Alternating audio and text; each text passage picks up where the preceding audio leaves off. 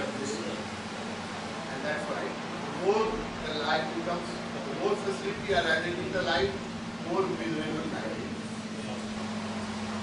जैसे जापान में जाता हूँ, जापान में हर दिन 114 लोग आते हैं। तो वो जो 114 लोग हैं, वो लोग अनसक्सेसफुल लोग नहीं हैं। They are CEOs, they are bank managers, they are doctors, they are ex-politicians. They are all successful, so-called successful. हमारे यहाँ नेपाल में, हिंदुस्तान में लोग गरीब लोग खाने नहीं मिलने पर कुछ लोग आत्महत्या करते हो, लेकिन यूरोप में, अमेरिका में जो लोग आत्महत्या करते हैं वो सब संपन्न लोग, पढ़े लिखे, बहुत सेंसिटिव और इंटेलिजेंट। ऐसे लोग 114 लोग अमेरिका में जापान में हर दिन आत्महत्या करें, और बड़े इंटेलिजेंट, बड़े अच्छे पढ़े लिखे लोग हैं, संपन्न हैं, किसी कंपनी के मालिक हैं, बैंक के मैनेजर हैं, इंजीनियर हैं, डॉक्टर हैं। इतनी शिक्षा दीक्षा हमने क्यों दी जब उनका अंत आत्महत्या में हो गया? और बहुत बड़े बड़े कलाकार, फिल्मों के कलाकार भी बहुत सक्सेसफुल होते हैं। हमारे यहाँ भी हो रही है ऐसी आत्महत्याएं, हिंदुस्तान में भी बहुत हो रही है और हॉलीवुड में भी होती है। तो सफलता के शिखर पर पहुंच करके भी जीवन इतना भारी हो जाता है कि उसका अंत करना पड़े, तो कहीं हम ट्रैक से चूक गए, कहीं हमने मिस किया है। कहाँ हम मिस किए, इस पर थोड़ा आपको विचार करना पड़ेगा। कहाँ, क्यों ऐसा हो रहा है? आज हंसता हुआ आदमी नहीं दिखता। अभी भी आप गाँव में चले जाएं, गरीब गाँव में, खास करके पहाड़ पे, नेपाल के जो पहाड़ के गाँव या हिंदुस्तान के गढ़वाल के या कुमायूं के पहाड़ियों में मैं जब सीमेंट लेने जाता हूँ, तो वहाँ मुझे खुश लोग नजर आते हैं। उनके पास कुछ नहीं है, कपड़े भी नहीं है ढंग के, खाने के लिए कुछ, चेहरे पर एक मुस्कान है, आनंद है। तो जो एक सामान्य व्यक्ति को, ग्रामीण व्यक्ति को नसीब था, वो पढ़ लिख करने के बाद और संपन्न होने के बाद क्यों खो जाता है, इस पर थोड़ा विचार करना चाहिए। तो और बढ़ना चाहिए। हमारे कॉलेज, हमारे यूनिवर्सिटी को हमें और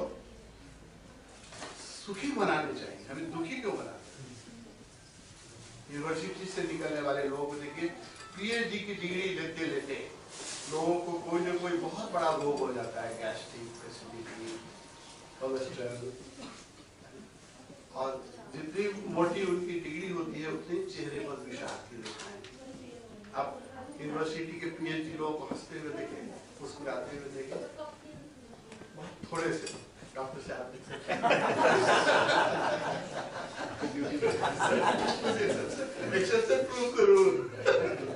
थोड़े से लोग बहुत भाग्यशाली।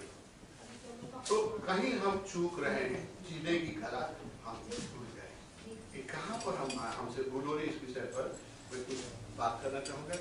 आज के पहले समय है ना, एवढा कोई किती होते जीवनला हामी हेर्नु पर्यो। जीवन जुन छ तो अनेक चीजें मिलेर बनेको छ। एक हिंदी में बड़ी अच्छी कहावत है, प्रथम सुख निरोगी काया। पहला सुख जो है स्वस्थ शरीर, दूसरा सुख पास में माया, माया मतलब पैसा, धन। दूसरा सुख जो पास में संपन्नता। तीसरा सुख सुलक्षणा नारी, एक ऐसी पत्नी हो जिसके साथ आपका हार्मोनी हो, अच्छे लक्षण, मतलब आपके साथ इसके लक्षण मिलते हो, वही अच्छा आपका है, सुलक्षणा नारी। और चौथा सुख पुत्र आज्ञाकारी, जो कि बहुत ही रेयर है इस जमाने में। इसमें दो सुख जो है वो आपके हाथ में, और बाकी दो तो पारिवारिक बात हो गई कि पत्नी आपके साथ हार्मोनी में हो और लड़का आपका आपकी बात माने, ये तो दूसरे पर हो गया, इसलिए इसकी गारंटी नहीं जा सकती है। लेकिन दो बातें तो है कि स्वस्थ शरीर आप रख सकते हैं। अगर 50 साल के बाद आपका शरीर स्वस्थ नहीं है, इसका मतलब आपके जीवन की कला गलत रही, आप ठीक ढंग से नहीं जिए, हार्ट भी नहीं आता है। लेकिन क्योंकि उम्र जैसे बढ़ता है जो, तो वैसे आपके चेहरे पर तेज बढ़ना चाहिए। बुढ़ापा व्यक्ति का सबसे सुंदर होना चाहिए, उल्टा होता है। बचपन सबका सुंदर होता है,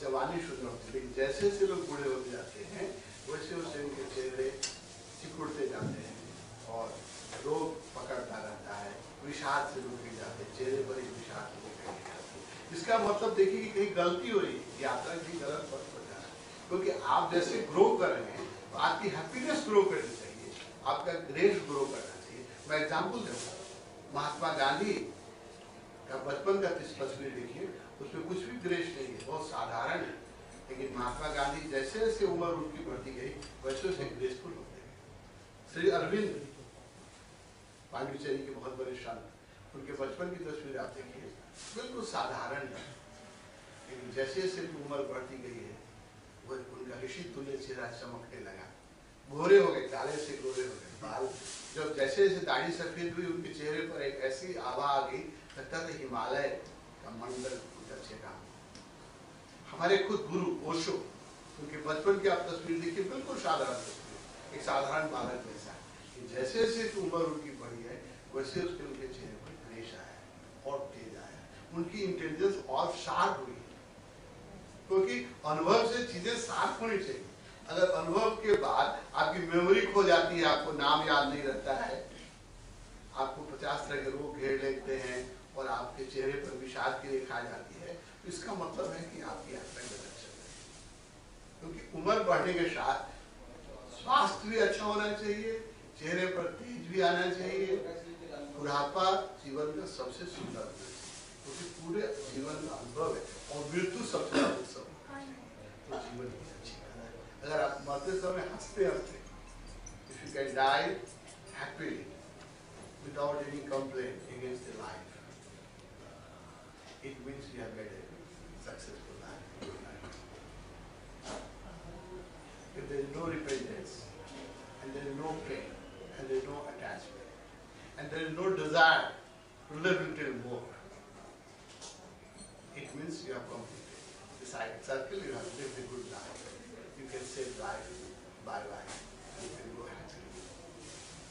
तो इसको मैं पहचान बनाऊंगा, पैसे को नहीं पहचान बनाऊंगा, पैसा कोसा कति छ, मान कति छ, त्यो सब नष्टवर हो, आज छ भोलि हुँदैन, नौजनाको कथा हामीले सुन्यौं हैन, हिजो दुनियाँको सबभन्दा धनाढ्य थिए, भोलि त्यो फुटपाथमा आउन सक्छ, मान सम्मान अरूले दिएर दिने मान सम्मान कुनै दिन पनि अरूले मान सम्मान खोज्न सक्छ, मान सम्मान पाउन सक्छ, यो सब कुरा नष्टवर छ।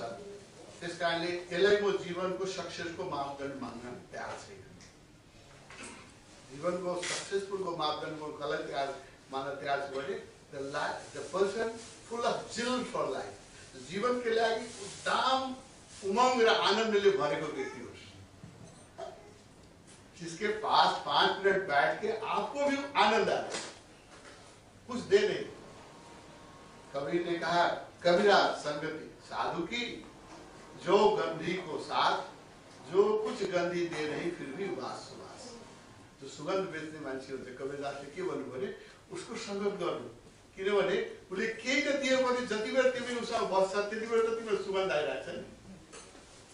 साधु की संगत ऐसी होनी चाहिए, उसके साथ बैठने में आनंद आ जाए, कुछ देना न पड़े, कुछ प्रवचन न देना पड़े, कुछ बोलना न पड़े, उसका होना ही आनंद बने, तो समझिए साधु। हम लोग ने, हमारे गुरु ने जो सिखाई है, हमने जो शिक्षा दिया था, साधु को लक्षण किया, संत को लक्षण किया, जिसके दर्शन मात्र से आनंद हो, उसके पास बैठना आनंद, जो आपको गिल्ट न पैदा कर दे, आपके साथ बात करके आपको पापी न घोषित कर दे, आपको ऐसा न लगे उससे मिलने के बाद कि मैं पापी हूँ, अपराधी हूँ, संसारिक हूँ, गलत काम कर रहा हूँ, नहीं। जो आपके अंदर जीवन के प्रति अनुग्रह और उत्साह, उमंग और आनंद भर दे, वो साधु है, वो जीवन की सही कला है। तो वो जीवन की कला के विषय में मैं बात करूंगा, how to attain that state of mind in which you can be thankful for the life every moment. जीवन इतना बड़ा अवसर है, आप कभी जीवन को धन्यवाद देते हैं, परमात्मा को धन्यवाद देते हैं, इतनी सुंदर आपको 2 आंखें दी हैं सारी प्रकृति की सौंदर्य को देखने के लिए, इतने सुंदर संगीत को सुनने के लिए 2 कान दिए हैं, मुफ्त में दिया है, इसके विषय में, इसके लिए हमने कोई प्राइस पे किया है, मुफ्त में दिया। कोई गरीब आदमी कहता है मेरे पास कुछ नहीं है, परमात्मा ने कुछ नहीं दिया, उससे भी आप कहिए कि हम 2 लाख रुपया देंगे तो अपना आंख दे दो, तो देगा? 2 लाख से ज्यादा उतने भी आंख तो है उसके पास। कान में हम तेजाब डाल के खराब कर देंगे तो 10 लाख रुपया में तैयार होगा? नहीं तैयार होगा। 10 लाख से ज्यादा कीमत की दुकान है उसके पास। परमात्मा ने दिया है, लेकिन हम उसके प्रति अनुग्रह से भरे रहिए। परमात्मा के प्रति हम उसको धन्यवाद देना नहीं जानते हैं। कंप्लेन एक जीने की कला की सबसे बड़ी जो कमी है कि जो परमात्मा ने दिया है वो जरूरत से ज्यादा है, आपकी पात्रता से ज्यादा है, सुखी होने के लिए बहुत ज्यादा है। आप उसको देखते नहीं है। जो नहीं दिया है उसकी कंप्लेन 24 घंटे में।